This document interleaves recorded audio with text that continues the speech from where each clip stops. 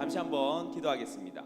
사랑과 은혜가 풍성하신 우리 하나님 아버지, 하나님의 은혜로 이 시간 하나님께 찬양하며 예배합니다. 하나님, 주의 영광이 우리 한일교회 예배 시간에 항상 충만할 수 있도록 주의 성령께서 인도하여 주시고 역사하여 주시옵소서. 한일교회 모든 성도들의 영육간의 강건함으로 함께하여 주시고, 그 강건한 것을 나의 이익을 위해서, 나의 유익을 위해서 사용하는 것이 아니라 오직 하나님의 영광을 위해서 사용하는 귀하고 복된 모든 성도들이 될 수 있도록 하나님 도우시고 함께하여 주시옵소서. 감사합니다. 예수 그리스도의 이름으로 기도합니다. 아멘.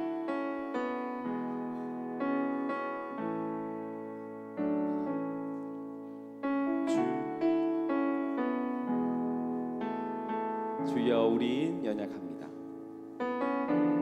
주여, 우린 연약합니다. 우린 오늘을 힘겨워 합니다. 주 뜻 이루며 살기에 부족합니다. 우린 연약합니다. 주여, 우린 넘어집니다. 주여, 우린 넘어집니다.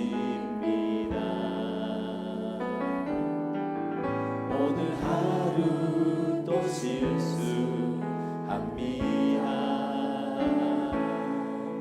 주의 긍휼을 구하는 죄인입니다.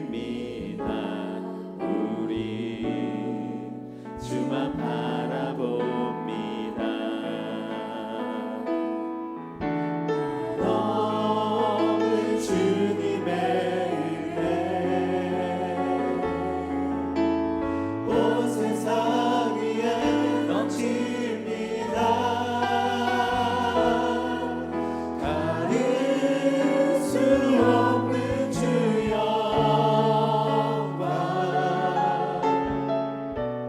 온 땅 위에 충만합니다.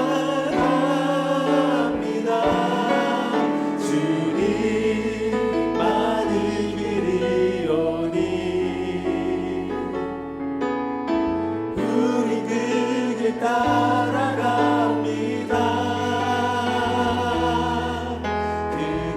그날에 우리를 이루신 주는 완전. 다시 한번 찬양하겠습니다. 주여, 우린 연약합니다. 주여, 우린 연약합니다.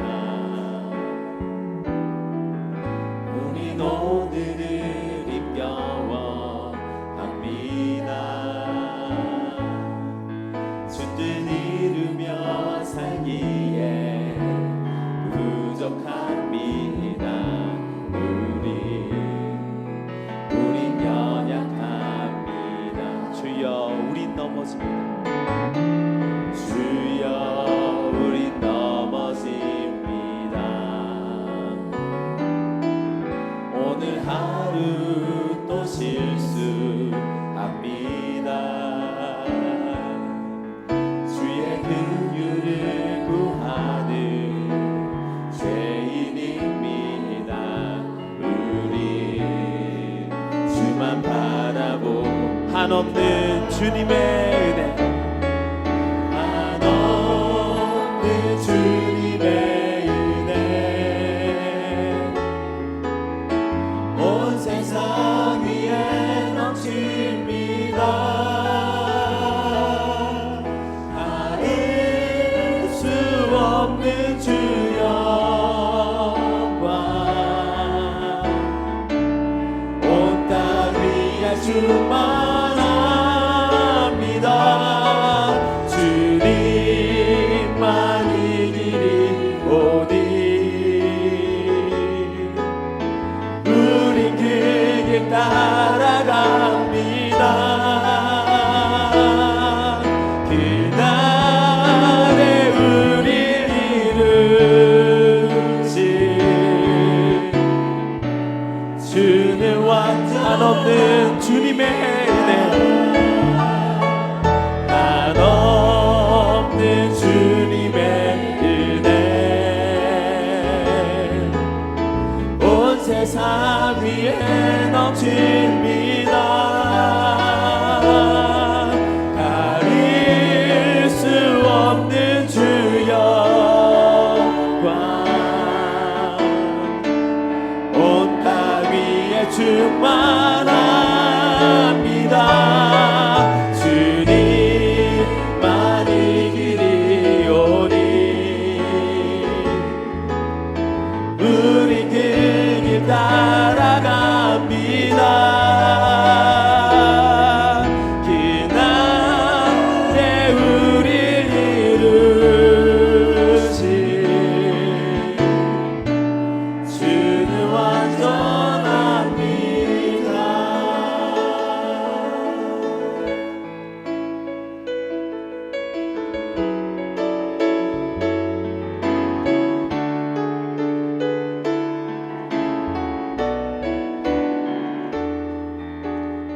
우리 보좌 앞에 모여 있네.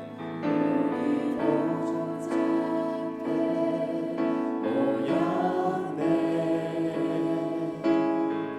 함께 주를 찬양하며 하나님의 사랑 그 아들 주셨네. 그의 피로 우리 구원받았네. 십자가에서 쏟으신 그 사랑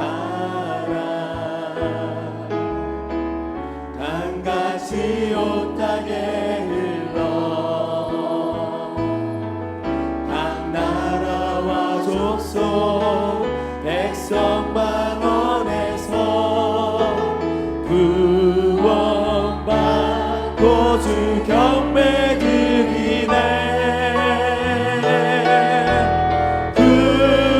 구원하심이 보좌에 앉으신 우리 하나님과 어린 양께 있도다. 구원하심이 보좌에 앉으신 우리 하나님과 어린 양께 구원하심이 보좌에 앉으신 구원하심이 보좌에 앉으신 우리 하나님과 어린 양께 있도다. 구원하심이 보좌에 앉으신 우리 하나님과 어린 양께. 다시 한번 찬양하겠습니다. 우리 보좌 앞에 모였네.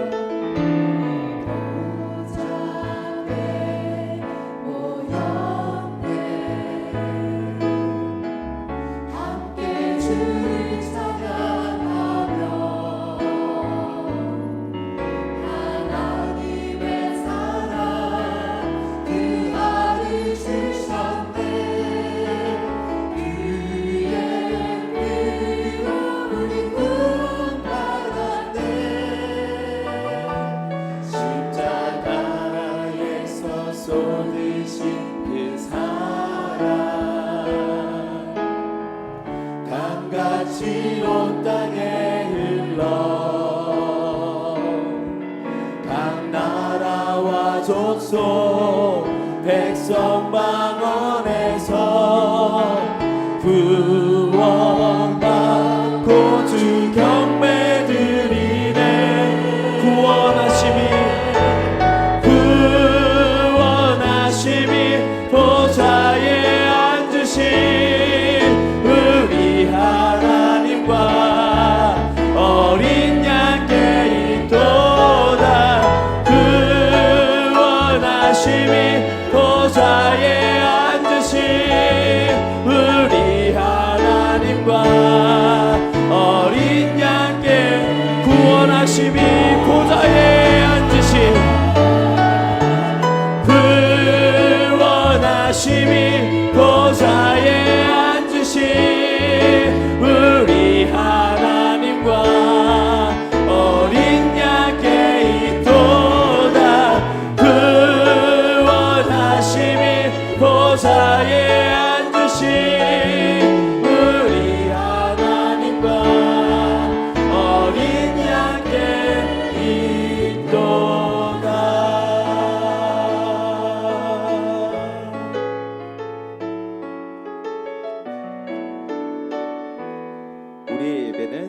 오직 하나님만 영광 받으셔야 합니다.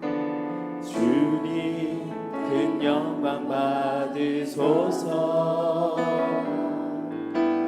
홀로 찬양 받으소서. 모든 이름 위에 뛰어난 그 이름 온 땅과 하늘이 다 찬양해. 겸손하게 우리 무릎 꿇고 주 이름 앞에 영광 돌리세. 모두 절하세.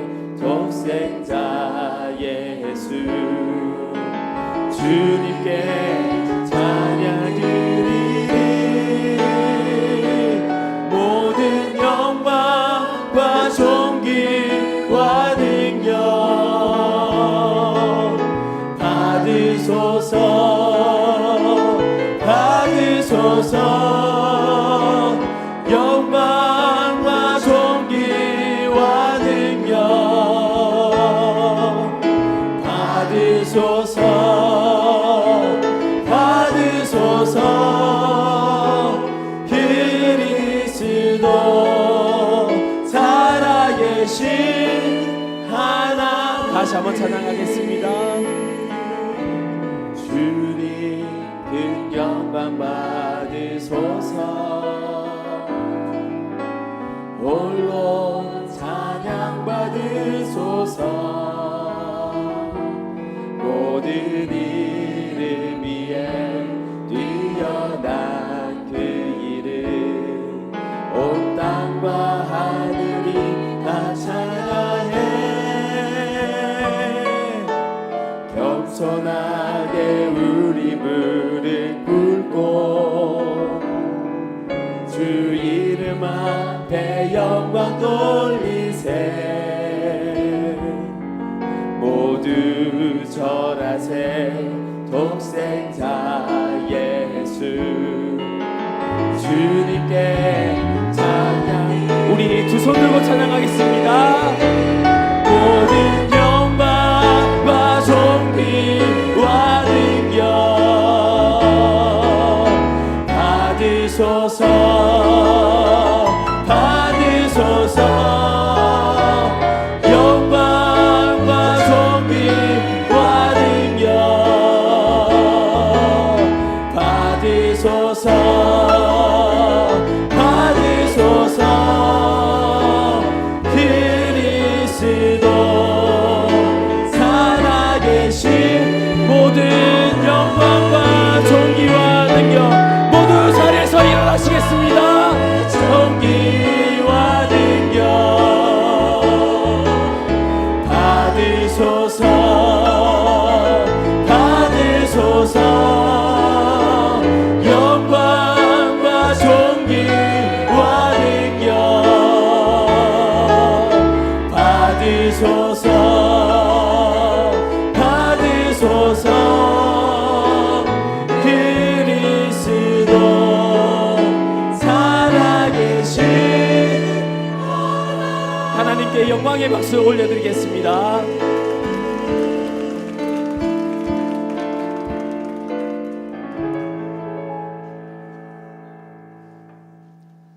우리 아티자로 인사하겠습니다. 사랑하고 축복합니다. 인사하겠습니다.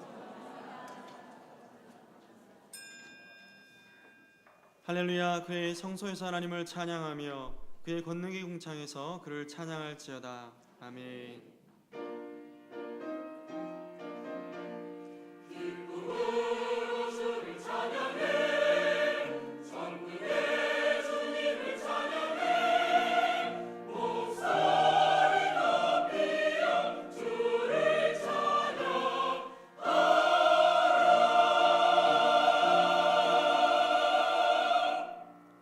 전능하사 천지를 만드신 하나님 아버지를 내가 믿사오며 그 외아들 우리 주 예수 그리스도를 믿사오니 이는 성령으로 잉태하사 동정녀 마리아에게 나시고 본디오 빌라도에게 고난을 받으사 십자가에 못 박혀 죽으시고 장사한 지 사흘 만에 죽은 자 가운데서 다시 살아나시며 하늘에 오르사 전능하신 하나님 우편에 앉아 계시다가 저리로서 산 자와 죽은 자를 심판하러 오시리라. 성령을 믿사오며 거룩한 공예와 성도가 서로 교통하는 것과 죄를 사하여 주시는 것과 몸이 다시 사는 것과 영원히 사는 것을 믿사옵나이다. 아멘. 한 주간의 삶을 돌아보며 참회 기도를 드리겠습니다.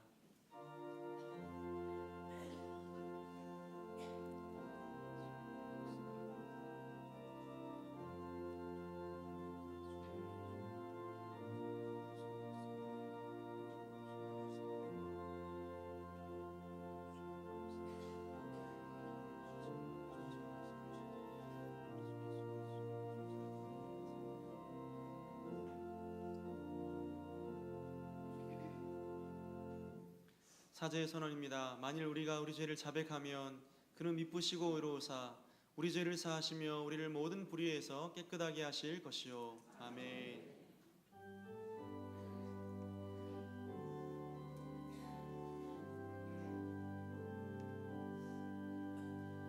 모든 영광을 하나님께 모든 영광을 하나님께 온 마음과 뜻 다해 주사 모합니다. 모든 영광을 하나님께.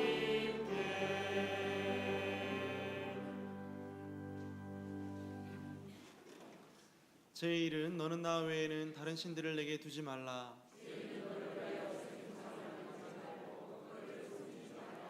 제3은 너는 내 하나님 여호와의 이름을 망령되게 부르지 말라. 제5는 내 부모를 공경하라. 제7은 간음하지 말라. 제9는 내 이웃에 대하여 거짓 증거하지 말라. 아멘.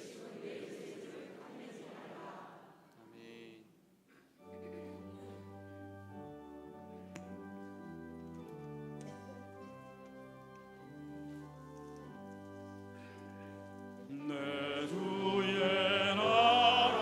나라와 주 계신 성전과 피 흘려 사신 교회를 늘 사랑합니다.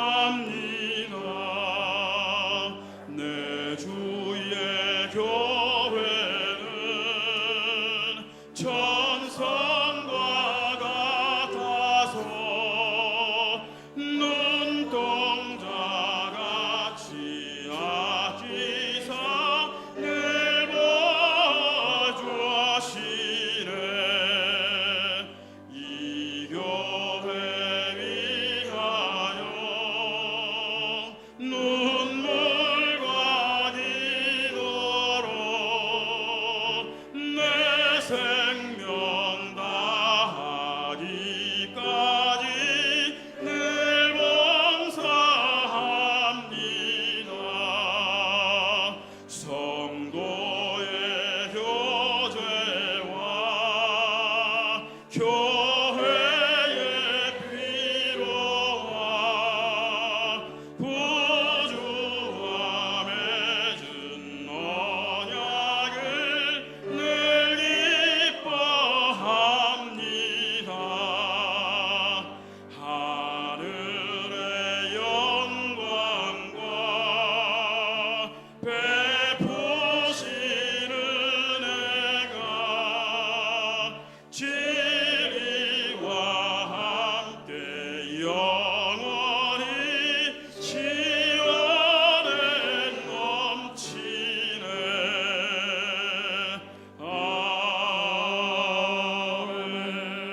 아멘. 다 함께 기도드리겠습니다. 우리의 의지가 되시고 소망과 꿈을 주시는 우리 주 하나님 아버지 감사합니다. 늘 기도할 때마다 주님께 감사의 기도는 하지만은 우리 일상적인 삶 속에서는 감사하지 못하고 늘 욕심내고 시기하고 내 주장만 내세워 고집하려 내 가정에게 또 믿음의 형제의 마음에 상처를 주지 않은지 우리 스스로의 모습을 돌아볼 수 있는 영의 눈을 허락하여 주시옵소서. 주님의 은혜로 주님을 영접하고 주님만을 믿겠다는 뜨거운 마음으로 성도된 삶을 시작하였지만은 언젠가부터 교회에 출석은 하지만 예배의 열정은 식어졌고 말씀은 들어도 영적 기쁨이 없고 기도하고 찬송하여도 감사의 마음이 없이 굳어져 버린 심령의 상태로 된 것 같습니다. 주님, 연약한 저희들 도와주시옵소서. 믿음도 내 뜻대로 내 능대로 어찌할 수 없음을 이 시간 다시 한번 고백하오니 내 영혼이 흔들리지 않게 하시고 실족하지 않게 하시어서 나에게 다가오는 그 어떠한 어려운 환경 속에서 주님 주시는 힘으로 승리하여 주시옵소서. 승리한 믿음의 자녀들이 가는 곳마다 주님 향기 풍기가 하사 주를 알지 못하는 영혼들에게도 주님 살아계심을 증거하며 구원을 전하는 주의 참 자녀되게 하여 주시옵소서. 이런 자녀가 넘치는 우리 교회 되게 하여 주시옵소서. 우리 모두에게 성령이 충만하게 하사 항상 기쁨이 넘치는 생활이 되게 하시고 쉬지 않고 기도하는 삶 속에서 늘 감사가 넘치는 생활이 되게 하여 주시옵소서.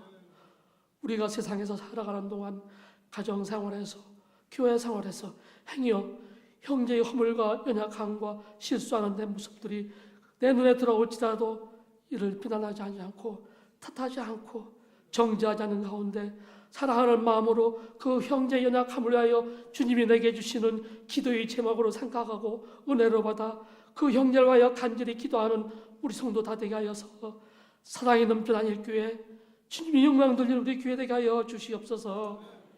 40년 동안을 열심히 주의를 감당하신 우리 김인성교 목사님, 사모님 오랜 세월 수고하게 하셨는데 이제 그 긴 여정을 정리하고 새로운 삶으로 인도하신 줄을 믿습니다. 주님, 목사님, 사모님 남은 여생에도 늘 함께 하시어서 새로운 모습으로 새로운 심령으로 대사롭게 더 뜨거운 마음으로 주께 영광 돌 수 있는 그 가정 환경 될 수 있도록 함께하여 주시옵고 늘 인도하여 주시옵소서. 김성규 목사님 들이어 수고하실 새 일꾼을 세우시는데 새 일꾼을 세움받는 우리 목사님에게도 크신 사랑으로 축복하시어서 성령 충만 말씀 충만하게 하사 주님이 주시는 큰 역사를 아름답게 이룰 수 있도록 축복하여 주시오고 또한 어려움 속에 있는 성들을 위하여 힘을 다해 간절히 기도할 때 그 기도가 엘리사의 기도가 되게 되어서 다 응답되고 해결되는 역사가 이루어지게 하여 주시옵소서. 강단에서 말씀 선포할 때도 성령님이 함께 하셔서 은밀한 천국 비밀을 많이 깨달아서 간절한 마음으로 담대한 마음으로 뜨거운 말씀으로 선포하게 하사 말씀이 선포되는 곳마다 많은 영혼들이 회개하는 역사가 일어나고 주님이 알지 못하던 많은 영혼들이 군대가 청해 나와 구원받고 주의 자녀가 되는 역사가 일어나게 하여 주시옵소서. 오늘도 정말로 여러 가지 여름 행사가 있었는데 이제는 은혜 가운데 마무리가 되어가고 있습니다. 오늘도 초등 2부와 청년의 수련회가 남아있을 텐데 남은 여정에도 함께 해주시옵고 저희들의 청년 침령 후에 주님이 성령이 충만하사 어렸을 때 주님과 동행하실 때 평생의 주님의 이가 되게 하여 주시옵고 축복되는 삶이 될 수 있도록 은혜를 내려 주시옵소서. 오늘도 변함없이 예배를 위하여 교사로 찬양으로 안내로 찬양 봉사로 식당 봉사로 여러 가지 모습으로 수고하시는 주의 모든 자녀들의 수고를 기뻐받아 주시옵고 크신 축복 내려주시기를 바라며 오늘도 부족하고 홀만한 죄인 감사하며 예수 그리스도 이름으로 기도되었사옵나이다.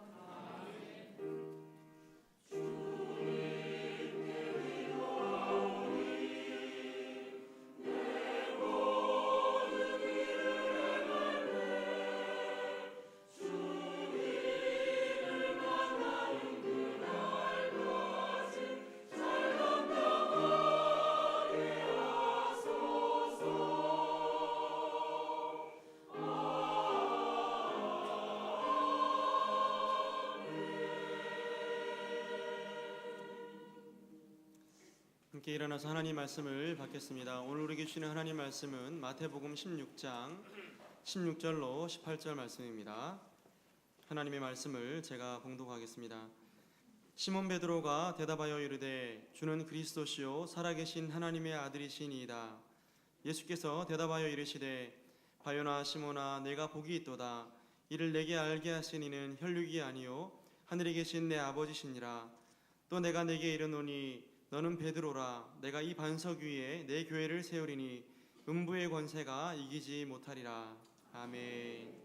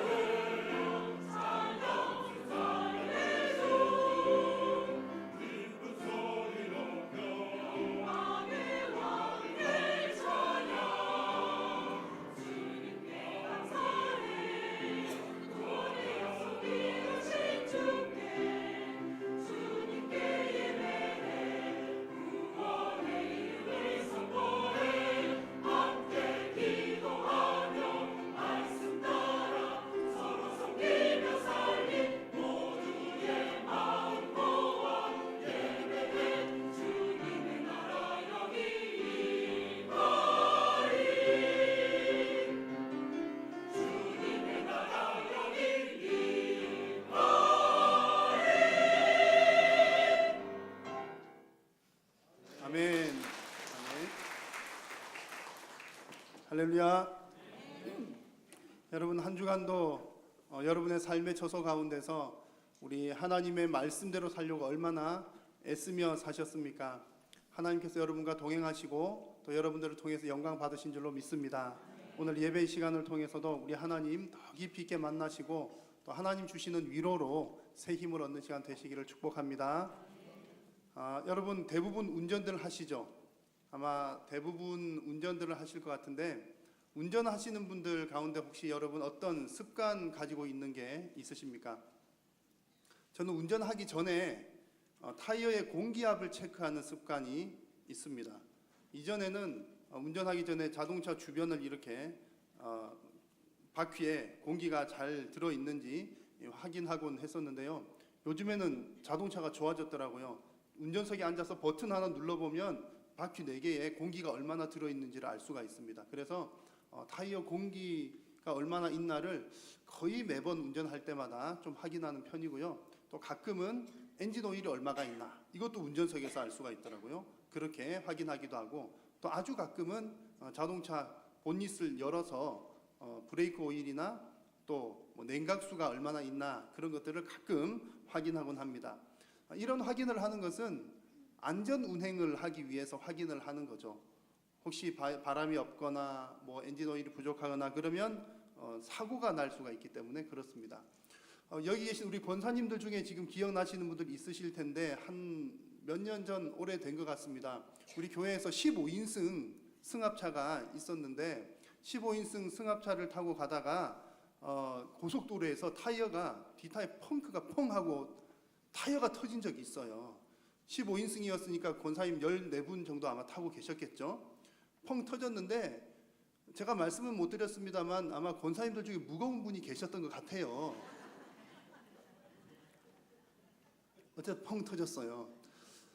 다행히도 이제 오르막길에 뒤쪽 바퀴가 터져서 정말 사고 난 분이 없으셔서 정말 다행이었는데 정말 그때 권사님들 많이 놀라셨던 것 같아요. 저도 얼마나 죄송했는지 아마 제가 그 이후로 이제 다른 것도 이렇게 가끔 이렇게 관리하고 점검하지만 특히 바퀴 또 브레이크 이런 것들은 늘 좀 신경을 쓰게 된 것 같습니다. 그래서 이제 공기가 얼마나 있나 이것을 늘 체크하는 습관이 생긴 것 같습니다.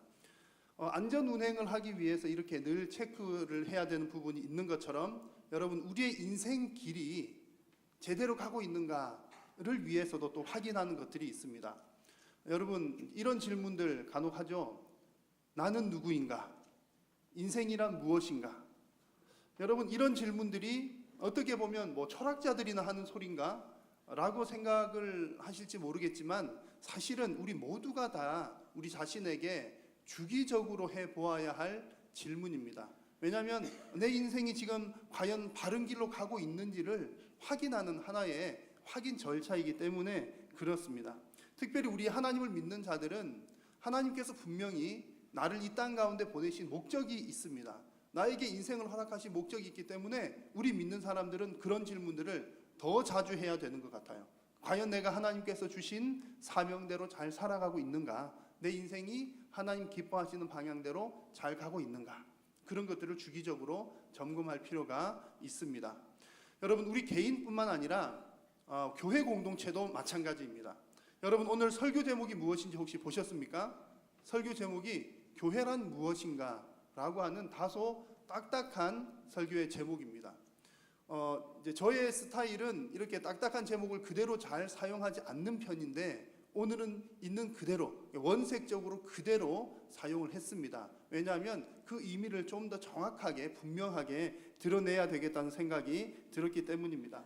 그래서 교회란 무엇인가 라고 하는 질문도 우리 교회 공동체의 방향성을 한번 점검하게 하는 그런 내용입니다.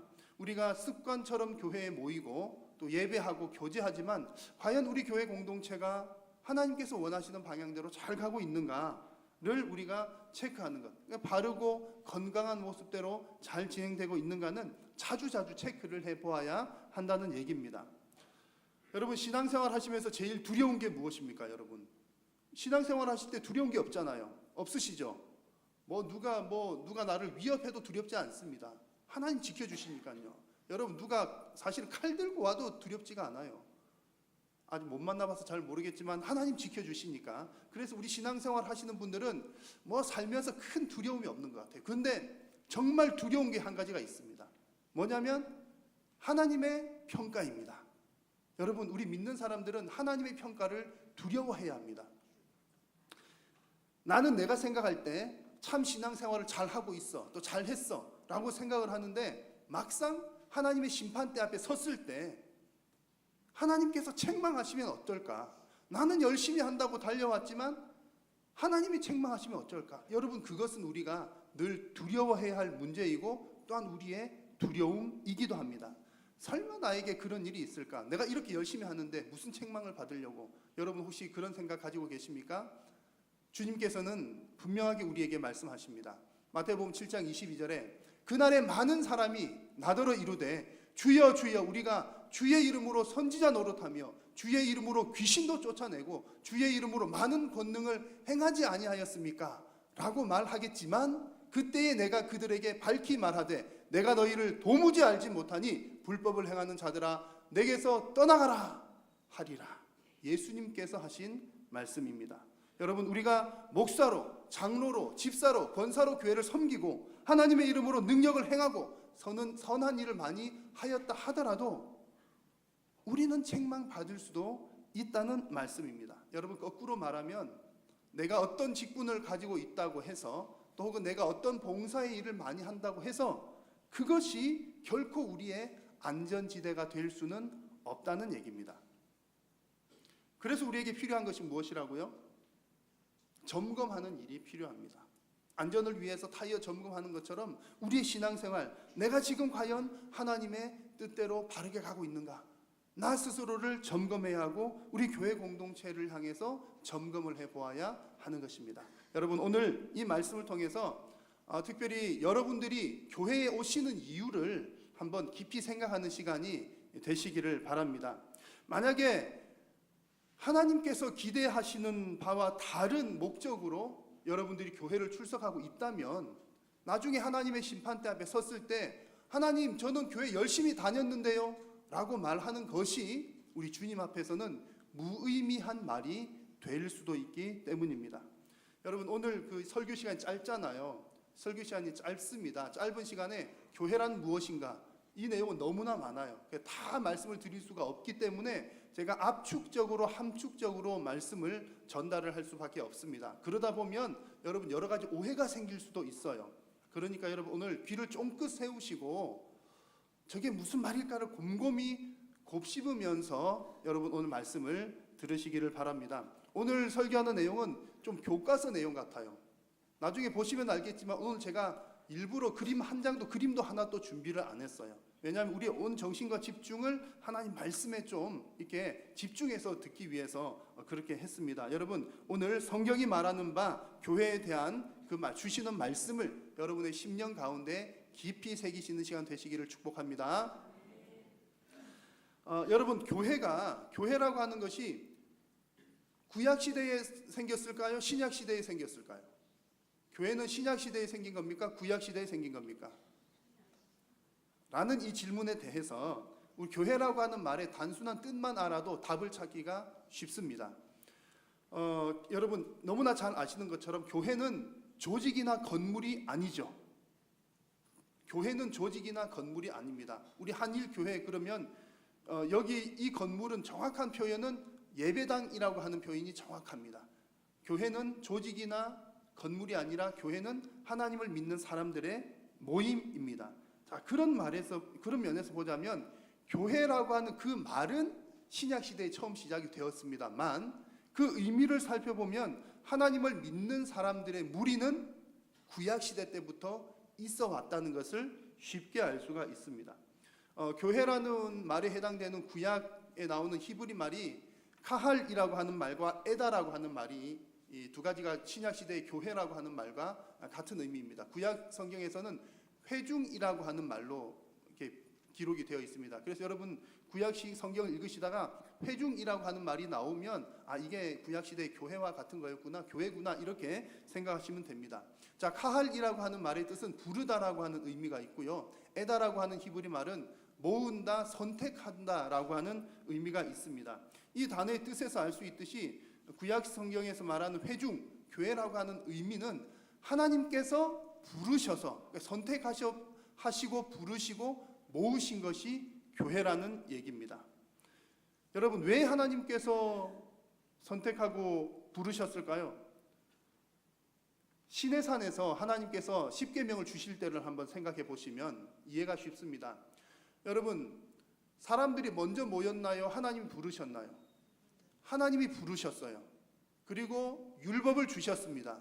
율법을 주시고 그 백성들과 계약을 맺습니다. 어떤 계약이냐면 너는 내 백성이고 나는 너의 하나님이다. 이렇게 계약, 언약 관계를 맺으셨습니다. 그래서 여러분 이스라엘 공동체, 곧 구약 성경에서 말하는 바 회중이라고 하는 것은 하나님과의 계약 공동체, 언약 공동체, 계약을 맺는 공동체라는 사실을 알 수가 있는 거죠. 이 과정에서 정말 중요한 것은 뭐냐면 이 계약 과정이 하나님의 주도적으로 이루어진다는 사실입니다. 그러니까 우리가 먼저 하나님 계약합시다, 하나님 율법 주세요, 하나님 우리들은 하나님의 백성 할래요 라고 하는 것이 아니라 하나님이 먼저 부르시고 율법 주시고 계약의 내용 주시고 또 계약 맺으셨다는 사실이죠. 하나님께서 주권적으로 이 일을 행하신 겁니다. 그러므로 여러분 구약 성경에 나타난 교회라고 하는 말은 교회는 하나님께서 직접 만드셨다는 사실을 여러분 꼭 기억하시기를 바랍니다. 신약 성경에서도 마찬가지입니다. 신약 성경에서 교회라고 하는 말이 처음 나온 것은 예수님께서 하신 말씀입니다. 오늘 읽었던 본문 가운데 나오는 내용인데요. 자, 여기서도 주목할 만한 것이 있습니다. 다시 한번 여러분 큰 목소리 한번 같이 읽어볼까요? 또 내가 너에게 이르노니 너는 베드로라. 내가 이 반석 위에 내 교회를 세우리니 음부의 권세가 이기지 못하리라. 아멘. 여러분 구약 시대에도 하나님께서 부르시고 하나님께서 세우셨던 것처럼 신약 시대에도 우리 예수님께서 직접 말씀하십니다. 뭐라고 말씀하십니까? 내가 내 교회를 세울 것이다. 그래서 여러분 예수님 시대 이후에 모든 교회들은 예수님께서 세우신 교회인 줄로 믿습니다. 예수님께서 세우셨다는 것은 그 베드로의 신앙 고백처럼 주는 그리스도시요 살아계신 하나님의 아들입니다라고 하는 그 신앙의 고백 위에 예수님의 피로 계약을 맺고 세우신 겁니다. 여러분 우리는 예수님의 피로 값주고 산 생명이잖아요. 우리의 생명 값을 예수님의 피로 값을 주신 겁니다. 예수님의 피로 계약이 맺어진 거예요. 그래서 예수님 이후의 모든 교회들도 예수님께서 세우셨다는 그런 얘기입니다. 여러분 이것은 왜 중요하냐면 이 세상의 어느 누구도 교회에 대해서 사람이 세우는 교회는 없다는 사실을 우리에게 알려주는 얘기입니다. 여러분 이해를 잘 하셔야 되는데 몇몇 사람들이 모여서 이제 믿음 좋은 분들이 모여서 교회를 개척합니다. 교회를 개척하였다고 하더라도 그 교회는 누가 세운 교회라고요? 하나님이 세우신 교회라는 얘기입니다. 여러분 보십시오. 이제 이 세상에 많은 모임들이 있습니다. 이런 동호회, 저런 동호회 모임들이 있는데 수많은 동호회 모임들을 우리는 교회라고 하지 않습니다. 왜냐하면 사람들이 다 모여는 있지만 목적이 다르기 때문에 그렇죠. 그 속에는 하나님의 계약이 없고 예수님의 보혈이 없습니다. 그래서 교회라는 말을 붙이지를 않아요. 본인들도 붙일 생각이 없는 거죠. 그러나 우리가 믿는 사람들이 모여서 어떤 모임을 형성했다 하더라도 여러분 계약을 맺는 주체는 누구입니까? 하나님께서 맺으시는 거예요. 피는 누가 흘려주시죠? 예수님께서 흘려주시는 겁니다. 그러니까 우리가 모여서 교회를 세운다 하더라도 실상은 그 교회를 세우신 분은 우리 하나님인 줄로 믿습니다. 그래서 여러분 이 세상에 어느 누구도 이 교회는 내가 세웠다, 이 교회는 내 교회다 라고 말할 수 있는 사람은 아무도 없다는 얘기입니다. 여러분 교회는 하나님이 친히 세우시는 계약 공동체인 줄로 믿으시기를 바랍니다. 교회는 이렇습니다. 그래서 내 교회가 아니다 라고 하는 사실 여러분 너무나 중요한 사실이고요. 두 번째 교회는 성령의 전입니다. 한 가지 예를 들어서 얘기를 드려보면 이렇습니다. 여러분들이 어느 식당을 갔다고 생각을 해보십시오. 식당을 가셨는데 중화요리 중국집을 갔어요. 중국집에 가시면 주로 무엇을 시키시죠? 짜장면, 탕수육. 그런데 여러분 중국집에 가서 여기 회 한 사라 주세요 그런 분 계시나요? 없죠. 횟집에 가가지고 여기 짜장면 둘요 그런 분 당연히 없습니다. 그런데 중국집에 가가지고 회 주세요 그런데 회가 안 나와요. 그래 주인에게 막 따집니다. 왜 회 안 주는 것이요? 그런다면 주인이 이상합니까? 손님이 이상합니까? 이런 일도 없고 말도 안 되는 얘기지만 당연히 손님이 이상한 거죠. 그런데 여러분 이렇게 말도 안 되는 이상한 일이 이와 유사한 일이 교회에서는 일어나기도 한다는 사실입니다. 자 여러분 말씀을 한번 보겠습니다. 고린도전서 3장 16절에 너희는 너희가 하나님의 성전인 것과 하나님의 성령이 너희 안에 계신 것을 알지 못하느냐. 에베소서 2장 말씀 같이 읽겠습니다. 너희도 성령 안에서 하나님이 거하실 처소가 되기 위하여 그리스도 예수 안에서 함께 지어져 가느니라. 아멘. 자, 하나님이 분명히 말씀하십니다. 교회된 너희들은 하나님이 거하시는 처소이다. 너희들은 여러분 개인들은 우리 한일교회는 성령님이 거하는 처소이다. 그 얘기입니다. 여러분 성령이 거한다는 말은 이곳의 주인이 누구라는 얘기입니까? 성령 하나님이라는 얘기입니다. 삼위 하나님이 주인이시지만 특별히 삼위 하나님 가운데 이 시대에 우리와 함께 계시는 분은 성령으로 우리와 함께 계신 것입니다. 그런데 여러분 이 사실을 우리가 깜빡 잊으면 분명히 하나님이 주인이신데 성령님이 주인이신데 내가 주인 행세를 하게 됩니다. 여러분 주인 행세 하신 적 한 번도 없으시죠? 곰곰이 생각해 보면 저도 그러고 여러분도 다 그런 적이 있을 수 있습니다. 주인 행세를 한다는 말은 교회의 주인 되신 성령이 주도적으로 하시는 것이 아니라 내가 내 중심적, 그러니까 성령 중심이 아니고 교회가 내 중심이 되면 그것은 내가 주인 행세를 하게 되는 것입니다. 이런 나 중심적인 신앙생활은 교회가 무엇인지를 잘 이해하지 못해서 생기는 일입니다. 그래서 간혹 이런 분들이 계시죠. 물론 이제 초신자 때는 충분히 이럴 수 있습니다만 이게 길어지면 안 되는데 이제 이런 분들이 계실 수 있습니다. 이제 교회를 오시긴 오시는데 무엇을 위해서 교회를 오시느냐면 그래 교회 가면 복을 많이 받는데 복을 받기 위해서 교회에 오시는 분들이 계십니다.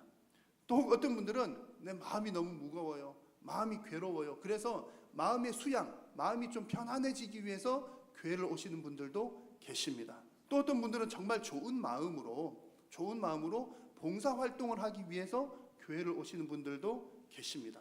여러분, 우리가 처음 교회를 올 때는 처음부터 하나님 알지 못하잖아요. 그래서 처음에 이런 마음으로 오신다는 것은 충분히 이해는 할 만합니다. 그러나 분명히 아셔야 될 것은 이런 마음들이 나쁜 마음은 아니지만 이 마음들은 분명히 잘못된 마음이고 우리 그 마음속 깊이 들어가 보면 그 동기 자체가 비뚤어진 잘못된 동기라는 사실을 우리는 알아야 합니다. 그리고 우리 믿음이 성장해 나감에 따라 교회는 이런 곳이 아니었구나라고 하는 것을 우리는 속히 깨우쳐야 합니다. 물론 여러분, 하나님은 여러분들에게 복 주십니다. 주시는 것도 보통으로 주시는 것이 아니라 차고도 넘치게 흔들어서 넘치도록 주시는 분이 우리 하나님이신 줄로 믿습니다. 또 하나님은 우리의 마음을 편안하게 해주셔요. 그리고 여러분들이 섬기시는 일들을, 여러분들의 봉사를 하나님은 기쁘게 받으십니다. 그게 잘못된 것이 아니라 중요한 것은 그 동기가, 하나님이 주시는 것은 주시는 것이지만 내가 교회에 올 때 오는 목적 자체는 분명하게 해야 된다는 거죠. 그거 받으려고 가게 되면, 그런 신앙이 계속 이어지게 되면 나중에는 문제가 생긴다는 말입니다. 어떤 문제가 생기냐면요, 우리는 늘 이제 교회 가면서 하나님 복 주시겠지, 마음도 편안해지겠지, 또 뭐 봉사하면 기쁨도 넘치겠지, 그런 기대가 계속, 그런 기대만 이어지게 되면 나중에 여러분 그런 것들이 없어지는 때가 생기지 않겠습니까? 여러분 신앙생활 하시면서 많이 경험하셨겠지만 처음 뜨거웠던 열정이 계속 이어집니까? 그렇지 않습니다. 우리의 마음은 들쑥날쑥합니다. 또 하나님께서 뭔가 많이 주셔가지고 잘 된다 생각이 들다가도 믿음이 너무나 좋지만 경제적으로 큰 어려움을 당하기도 합니다. 근데 그때 그런 상황에서 우리가 교회에 대한 이해가 없으면 어떤 생각이 들까요? 교회 가면 복만 많이 받을 줄 알았더니 뭐야, 아니잖아. 교회 가면 사업 잘 되고 장사가 잘 될 줄만 알았더니 이게 뭐야. 교회 가면 내 마음이 편안해지고 뭐 나를 괴롭히는 일이 하나도 안 생길 줄 알았더니 이게 뭐야. 그러다가 어떤 마음이 들까요? 시험에 들고 좌절하게 되고 교회에 가지 않을 이유들이 생겨나게 됩니다. 교회가 내가 원하는 것을 더 이상 제공해주지 않게 되면 교회에 대한 원망의 마음이 생겨나게 됩니다. 여러분, 그 원망의 마음 깊은 곳에서는 잘못된 동기가 있는 거죠. 내가 나를 위해서 내 중심적으로 신앙생활을 했기 때문에 원망이 생겨나게 되는 겁니다. 여러분, 고린도전서 3장 17절에 보니까 누구든지 하나님의 성전을 더럽히면 하나님이 그 사람을 멸하시리라, 이렇게 말씀을 했습니다. 여러분, 성전을 더럽힌다는 말이 무슨 말일까요? 교회의 주인 되신 성령님, 그 성령님, 이 주인 되신 것을 부인하고 내가 주인 되려고 하고 내 중심적인 신앙생활을 하는 것, 교회를 내 목적을 이루기 위해 사용하는 것이 바로 여러분 성전을 더럽히는 일이 됩니다. 사랑하는 여러분, 교회는 하나님의 전인 줄로 믿습니다.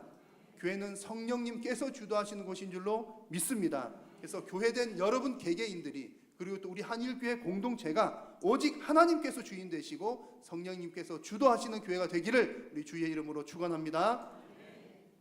자, 교회란 무엇인가? 세 번째는요, 이건 뭐 초등학교 때부터 많이 듣던 내용입니다. 교회는 그리스도의 몸입니다. 교회는 우리는 한 몸입니다. 너무나 잘 아는 내용이죠. 교회가 왜 그리스도의 몸인지 잘 아시죠? 그를 만물 위에 교회의 머리로 삼으셨느니라. 예수님께서 교회의 머리가 되신다는 겁니다. 예수님께서 교회의 머리이면 교회는요, 예수님의 몸이 되는 거죠. 그러면 성도님들은 자, 너희는 그리스도의 몸이요 지체의 각 부분이라. 우리 성도들은 그리스도의 몸의 한 부분들이라고 그랬습니다. 그러면 결국 뭡니까? 교회는 예수님의 몸이고 우리들도 예수님의 몸이니까 우리 모두는 다 예수님의 몸이에요. 한 몸이라는 얘기입니다. 근데 여러분 너무나 잘 알고 교과서 같은 내용이지만 여러분 이 내용이 실감이 가십니까? 옆에 계신 분 얼굴 한번 보세요. 나랑 한 몸 같으십니까? 옆에 계신 분들은 좀 친하니까 그럴 것 같아요. 저 뒤에 계신 분 한번 보십시오. 나랑 저기 멀리 떨어져 있는 분, 여러분 처음 보는 분들 안 계신가요? 얼굴은 많이 봤지만 한 번도 대화해보지 않은 분들 계시지 않나요? 우리는 한 몸인데 한 몸 아닌 것처럼 살고 있지는 않나요? 여러분 우리가 살고 있는 현실이 좀 그렇습니다. 그래서 사실은 한 몸이면 서로 너무나 잘 알아야 되겠는데 또 현실상 그렇지 못한 모습들이 있어요. 그러나 우리가 여러분 이것을 정죄하는 것이 아니라 하나님께서 분명히 말씀하시는구나. 너희들은 한 몸이다. 한일교회라고 하는 이름으로 모인 너희들은 한 몸이다. 한 공동체다. 라고 하는 것을 여러분 우리 주님께서 말씀하고 계십니다. 그래서 여러분 한 몸의 특징이 몇 가지가 있는데요. 우리가 이것을 좀 의도적으로 알고 의도적으로 좀 노력을 해야 될 것 같습니다. 그냥 지나치면 뭐 일주일에 한 번 만나는데 뭔 대화를 할 일이 있을까요? 그러나 하나님의 말씀은 분명하게 알아야 되잖아요. 자, 고린도전서 12장 25절 26절에 보니까 우리 한 몸의 특징이 세 가지가 나옵니다. 제가 빨간색 글씨로 해놨어요. 우리가 한 몸이라고 하는 것의 특징이 세 가지인데 첫 번째는 서로 같이 돌보는 것, 서로가 서로를 돌보는 것. 두 번째는 꿈을 함께 나누는 것. 세 번째는 기쁨도 함께 나누는 것. 이것이 한 몸입니다. 그러니까 여러분 내가 발이 불편하면 오른손이 불편하면 누가 도와줘요? 왼손이 도와주잖아요. 오른 다리를 다치면 왼다리가 더 지탱을 해서 온몸을 다 지탱하고 이렇게 힘을 씁니다. 우리가 몸이 한 곳이 약하면 다른 몸들이 도와주는 겁니다. 이게 서로 돕는 겁니다. 한 몸이기 때문에 그렇죠. 자, 그런데 여러분 우리가 이런 부분들을 의식적으로 노력을 해야 돼요. 저 사람을 보고서 저 사람은 한 몸이야. 그러니까 서로 도와야겠구나. 고통은 함께 슬퍼야겠구나. 기쁨은 함께 나누어야겠구나. 그런데 있잖아요. 우리가 이거 생각하지 않고 하나님 말씀 이렇게 우리 마음속에 담아두지 않으면 우리는 거꾸로 갑니다. 여러분 이게 얼마나 하나님 말씀이 중요하냐면 하나님 말씀을 늘 담아두고 아는 말씀이지만 또 읽고 암송하고 또 이렇게 묵상하고 해야 우리가 그나마 말씀대로 살아가게 되는데 하나님 말씀 잊어버리게 되면 여러분 100% 다 거꾸로 갑니다. 한번 보실래요? 어떻게 거꾸로 가냐면 우리 한 몸은 어떻다고요? 서로를 돌보는 공동체라고 했습니다. 누가 약하면 누구를 도와줘야 되는데 여러분 하나님 말씀 모르면 자칫 잘못하면 이렇게 됩니다. 여러분 누군가가 여러분 지체 중에서 그냥 쉽게 말하면 어느 권사님이 뭘 좀 잘 못해요. 뭘 못한다고 할까요? 어느 권사님이 밥을 못해요. 주방 봉사를 해야 되는데 권사 몇 년 차고 지금 결혼 한 30년 차인데 제 이름도 제가 거명할 수 있습니다. 그런 분 권사님 알고 계셔요. 밥을 잘 못해요. 그러면 내가 어떻게 하는 거죠? 저분은 밥을 잘 못하는구나. 내가 가서 밥하는 걸 도와줘야지. 이렇게 돼야 되는데 우리가 하나님 말씀 모르면 딱 어떻게 하기 쉽죠? 권사가 돼가지고 밥도 못해. 결혼한 지 몇 년 차인데. 여러분 우리가 지체를 한 몸이라고 하는 것, 지체를 서로 돕는 관계라는 것을 잊고 지내다 보면 내가 도와줘야지 보다는 정죄하기가 더 쉽습니다. 여러분 안 그러신가요? 또 여러분 한 가지 우리 한 몸 공동체는 어떻다고 했습니까? 고통을 함께 나눈다고 했잖아요. 그런데 안타깝게도 우리가 자칫 잘못하면 어느 지체가 아픈 것을 우리가 함께 아파야 되는데 아픈 것을 가십거리로 삼는 경우들이 많습니다. 이야기거리로 삼는 거죠.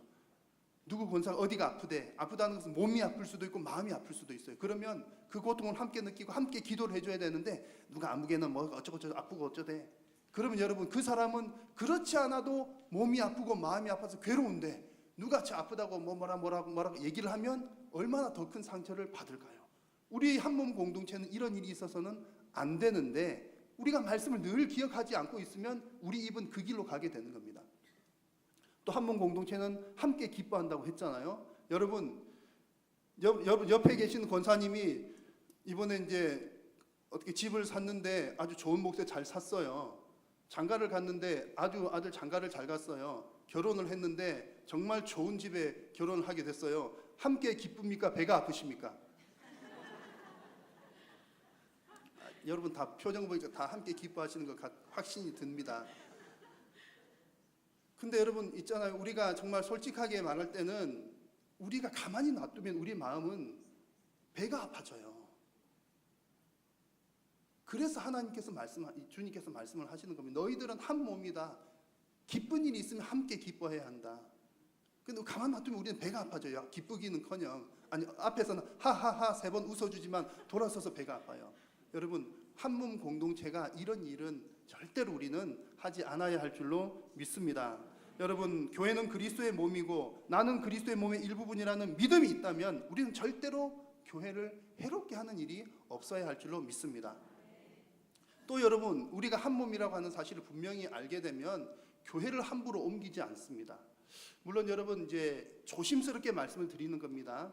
우리 교회에 다른 교회에서 우리 교회로 옮겨오신 분들 가운데 정말 어렵고 힘들게 결정을 해서 옮겨오신 분들이 대부분입니다. 정말 교회를 떠나올 때는 정말 괴로운 마음을 안고 떠나온 분들이 많이 있습니다. 혹은 우리 교회에서 떠나가실 때도 마찬가지입니다. 다만 제가 말씀을 드리고자 하는 것은 마치 철새처럼 어느 곳에 이렇게 깊이 뿌리 내리지 못하고 여기저기 왔다 갔다 하는 것은 사실은 교회에 대한 이해가 부족하기 때문에 온다는 얘기입니다. 여러분, 교회는 한 몸이라고 했습니다. 한 몸이면 서로가 잘 알고 서로에게 뿌리를 내려야 합니다. 혹 여기 앉아 계신 여러분들 가운데 혹 아직까지도 우리 한일교회 공동체 가운데 깊이 뿌리를 내리지 못하는 분들이 계십니까? 제가 직접 듣기로도 그냥 신앙생활을 사람들과의 관계는 좀 부담스럽고 하나님과의 관계만 맺고 싶어요라고 하는 분들도 더러 많이 계십니다. 사정이 다 있겠지요. 그러나 제가 오늘 주님의 이름으로 오늘 하나님의 말씀으로 권면합니다. 우리 교회는 그리스도의 몸이고 우리는 한 몸 공동체입니다. 여러 가지 사정들이 있겠지만 우리 교회 공동체의 일원으로 깊이 들어오는 은혜가 있으시기를 우리 주님의 이름으로 부탁드립니다. 자, 마지막으로 교회는 그리스도의 신부입니다. 순결한 신부입니다. 성경 곳곳에 보시면 성도와 교회를 그리고 또 이스라엘 공동체와 교회를 예수님의 남편과 아내와의 관계로 묘사하는 곳들이 많이 있습니다. 에베소서 5장 24절에 보니까 그러므로 교회가 그리스도에게 하듯 아내들도 범사에 자기 남편에게 복종할지니라. 남편과 아내의 관계, 교회와 그리스도의 관계, 이렇게 묘사를 하고 있습니다. 예레미야 3장 20절에서도 이스라엘 족속과 하나님과의 관계를 아내와 남편과의 관계, 속썩이는 아내로 묘사를 하고 있습니다. 여러분, 교회가 그리스도의 신부라면 신랑된 예수님께서 신부된 교회에게 요구하는 것은 무엇일까요?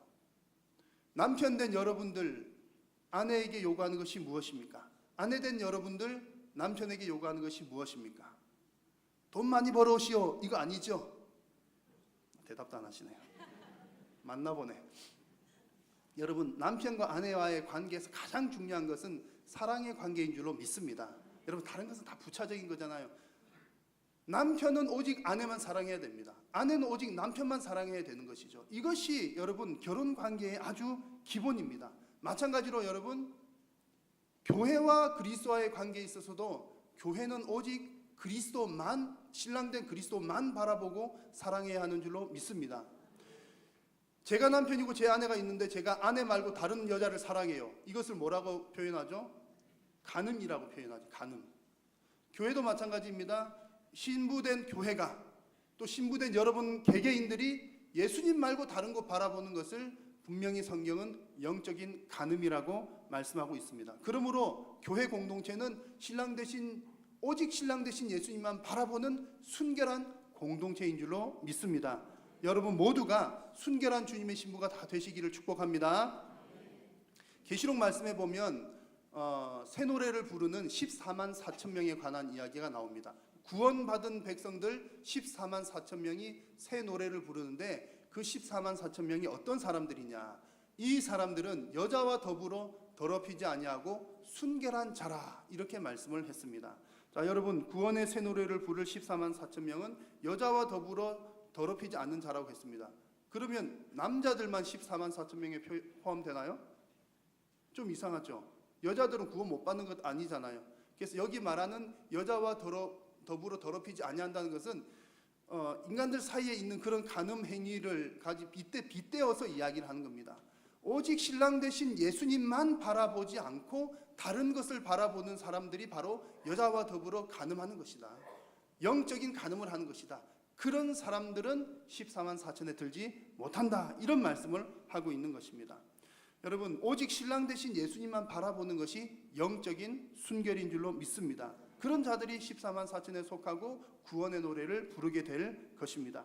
여러분, 오늘 이 말씀을 보시면서 여러분 개인이 또 그리고 우리 한일교회 공동체가 얼마나 주님만 바라보고 있는지를 한번 돌아보시기를 바랍니다.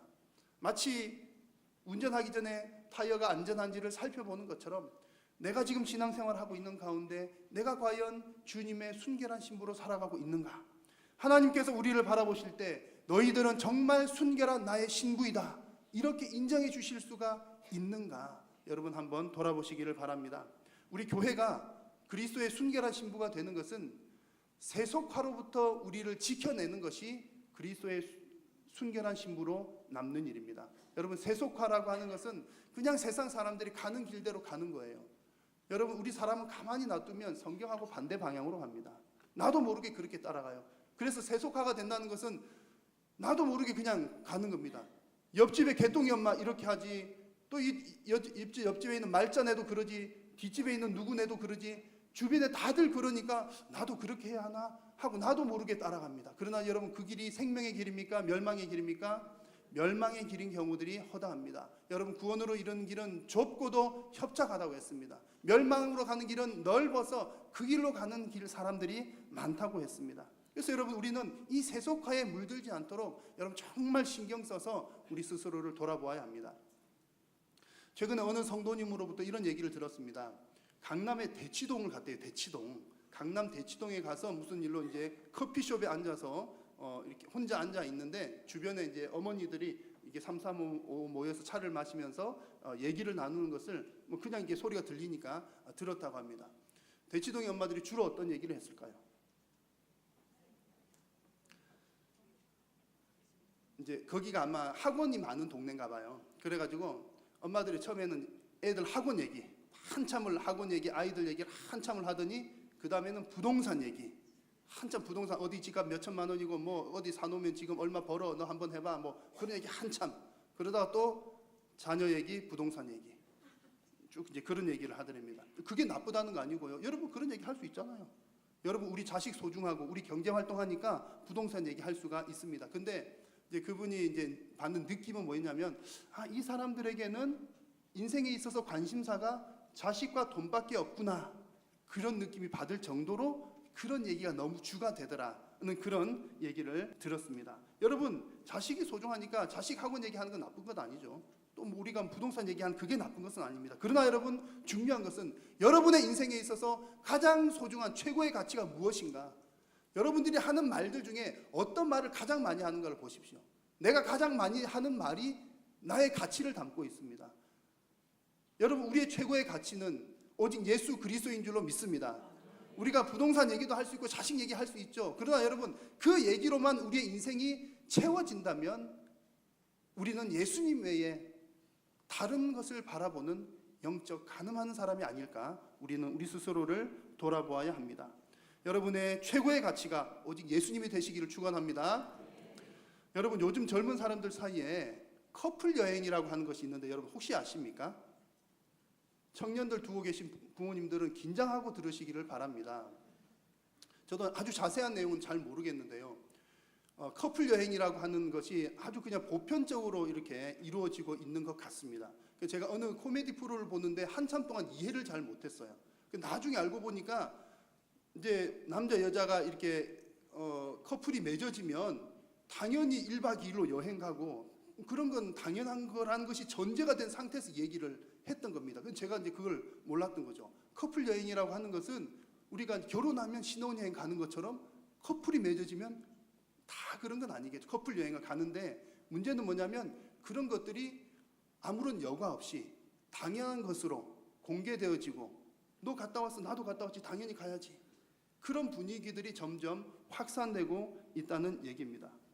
더 큰 문제는 그냥 하나님을 안 믿는 사람들이나 그냥 그러면 그냥 그렇구나, 약간 남의 집 얘기처럼 들리는데 교회 안에 있는 교회 청년들이 또 우리 여러분들의 자녀들이 그런 일을 하고 있을 때 혹은 우리가 방관을 하거나 그럴 수 있다라고 용납을 하거나, 여러분 이것은 세속화입니다. 세상의 기준들은 뭐 그럴 수도 있지, 가치관이 바뀌지라고 말을 할 수 있을지 모르지만 여러분 성경은 그렇게 분명히 말하고 있지 않습니다. 시대가 지나도 변하지 않는 진리는 그대로 존재하는 줄로 믿습니다. 여러분 제가 이 말씀 드리는 것은 뭐 그런 것, 그 죄를 위해서 정죄하고자 말씀을 드리는 것은 아닙니다. 여러분 그것 외에도 우리는 얼마나 많은 죄를 짓고 삽니까? 그래서 그런 짓 하는 사람 나빠, 그 얘기를 말씀드리는 것이 아니라 한 예지만, 그것뿐만 아니라 이 세상의 수많은 가치들이 하나님의 말씀과는 점점 멀어져 가면서 그것이 보편화되는 이 세상 가운데서 우리 교회는 그 세속화로부터 주님의 거룩한 신부로, 순결한 신부로 우리 스스로를 지키고 보호해야 한다는 말씀입니다.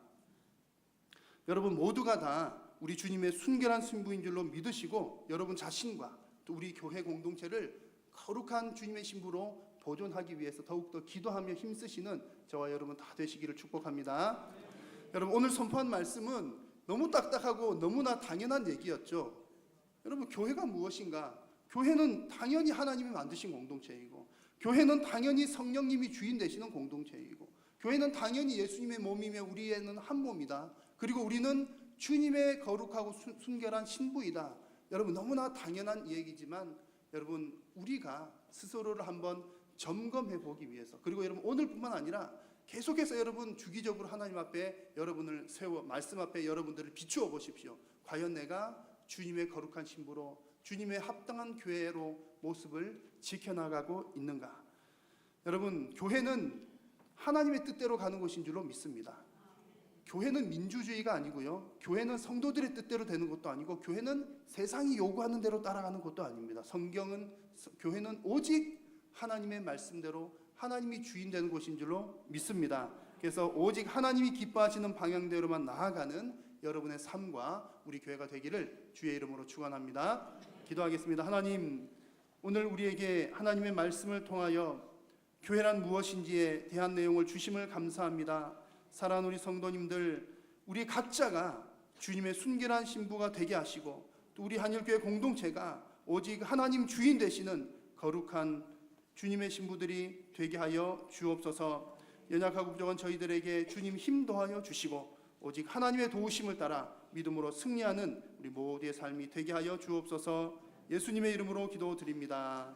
아멘. 교회 소식 몇 가지 전해드리겠습니다. 오늘 오후 예배 시간에는 타지키스탄 박인규 선교사님 오셔서 은혜의 말씀을 전해주시겠습니다. 그리고 다음 주 오후 예배는 중고등부 SFC 헌신 예배로 드리게 됩니다. 강사는 곽동현 목사님이신데 우리 코칭 전문가이고 또 청소년 사역 전문가이십니다. 그 외부 강사님들도 오실 때 여러분 또 많이 오셔서 함께 은혜의 말씀 나눌 수 있기를 바랍니다. 어제까지 중등부와 고등부 수련회가 아주 은혜 가운데 안전하게 잘 마쳤습니다. 여러분 기도해 주신 분들, 또 후원해 주신 분들, 협력해 주신 분들에게 감사드리고 또 계속해서 우리 학생들, 아이들 믿음 가운데 잘 자랄 수 있도록 기도해 주시기를 바랍니다. 내일부터는 우리 초등 2부와 청년부가 2박 3일 일정으로 수련회를 진행합니다. 또 안전하게 은혜 가운데 잘 마칠 수 있도록 계속 기도해 주시고 관심 가져 주시기를 바랍니다. 다음 주 3부 예배 후에 오늘 이 시간 예배가 마친 후에는 임시 공동의회로 모이겠습니다. 우리 김성규 담임 목사님 원로 목사 추대를 위한 임시 공동의회로 11시 예배 후에 본당에서 모이겠습니다. 참석 대상은 우리 한일교회 교인이면서 세례를 받은 분 이상 분들이 모이셔서 공동의회를 함께 참여하실 수가 있습니다. 또 한 주간도 기도 많이 해주시고 또 함께 모이기를 바랍니다. 나머지 광고들은 주보를 참고해 주시기 바랍니다. 찬송하겠습니다.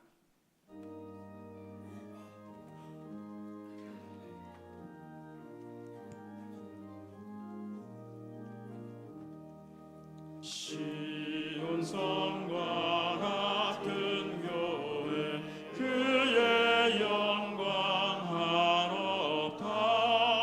허락하신 말씀대로 주가 친히 세웠다.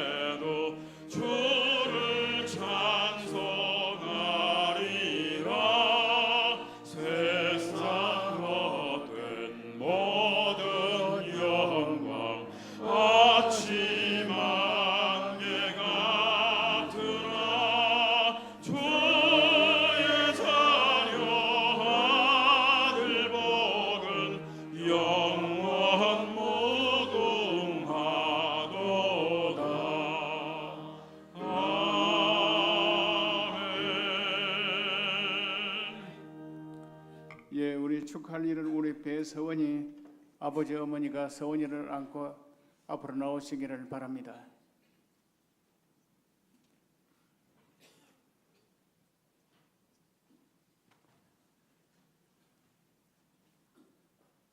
예, 한번 기도하겠습니다.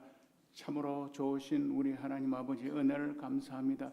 불의의 더위 속에서도 우리를 여기까지 지켜주시고 하나님 자녀로서 하나님 앞에 나와 예배하게 하시는 축복 주시니 너무나 감사합니다. 이 시간 하나님을 사랑하여 교회를 사랑하여 11조를 하나님 앞에 봉헌합니다. 감사의 물, 선교, 장학, 구제, 기타 여러 예물들을 주님 앞에 드리오니 주님이 기뻐 험량해 주시고 부유하신 축복의 손길로 채워 주시옵소서. 부유한 삶을 살도록 하나님이 역사하여 주시기를 원합니다. 우리 주 예수 그리스도의 크신 은혜와 아버지 하나님 무한하신 사랑하심과 성령님의 교통하심과 위로와 충만케 하심과 넘치도록 축복해 주시며 예배하는 성도들 머리에 가정과 하시는 모든 일들 위해 영원 무궁토록 함께 있을지어다. 아멘.